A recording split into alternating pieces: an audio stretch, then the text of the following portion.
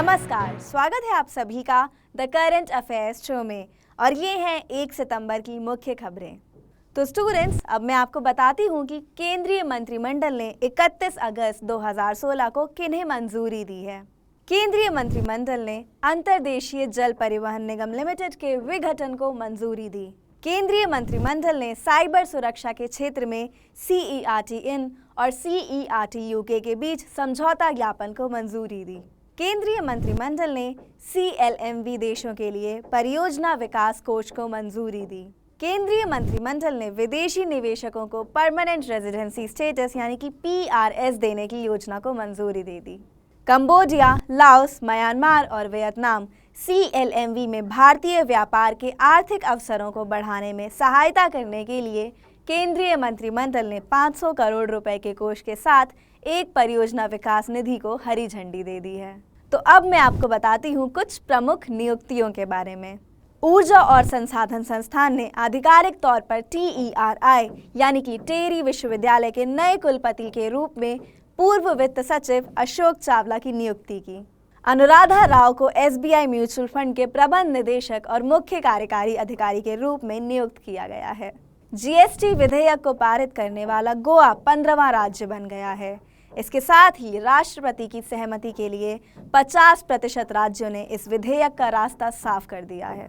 भारतीय राष्ट्रीय भुगतान निगम यानी कि NPCI ने भारत बिल भुगतान प्रणाली के लिए 26 भारत बिल भुगतान ऑपरेटिंग इकाइयों यानी कि BBPOUs के साथ एक पायलट परियोजना शुरू की है।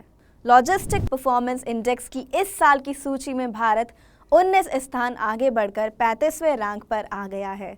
लॉजिस्टिक्स की सूची में जर्मनी शीर्ष स्थान पर है। सोनी पिक्चर्स नेटवर्क इंडिया और जी ने 10 स्पोर्ट्स नेटवर्क और उसकी सहायक कंपनियों के अधिग्रहण के लिए $385 मिलियन के एक निश्चित समझौते में प्रवेश किया है।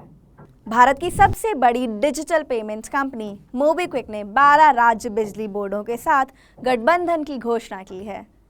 केंद्र सरकार द्वारा संचालित उजाला योजना के तहत गुजरात 2 करोड़ सस्ती LED बल्ब वितरित करने वाला देश का पहला राज्य बन गया है। गुजरात ने यह आंकड़ा महज 96 दिन में प्राप्त किया है। और आइए अब चर्चा करते हैं कुछ प्रमुख समझौता ज्ञापन के बारे में।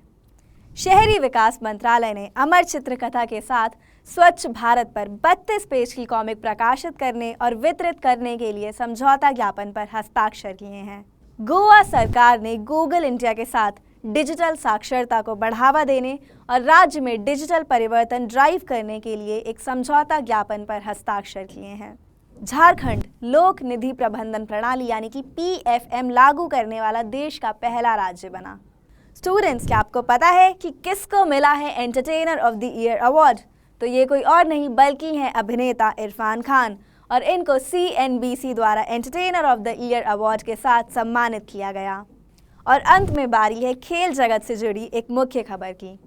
भारत की 100 वर्षीय एथलीट मान कौर ने अमेरिकी मास्टर्स गेम्स की 100 मीटर डैश प्रतियोगिता में स्वर्ण पदक हासिल किया।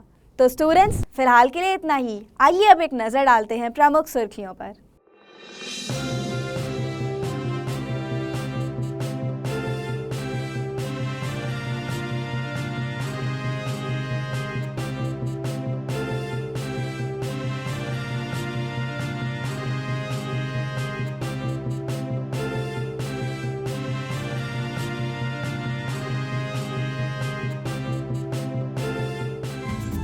You can watch all our videos and more on your smartphone. All you need to do is download the Ada 247 app from Google Play Store. This app is the #1 trending educational app in India and is also our official app for bankersadda.com and sscadda.com. You can visit our website bankersadda.com, hit the subscribe button on our YouTube channel and like our Facebook page for the latest updates. We look forward to your views and comments.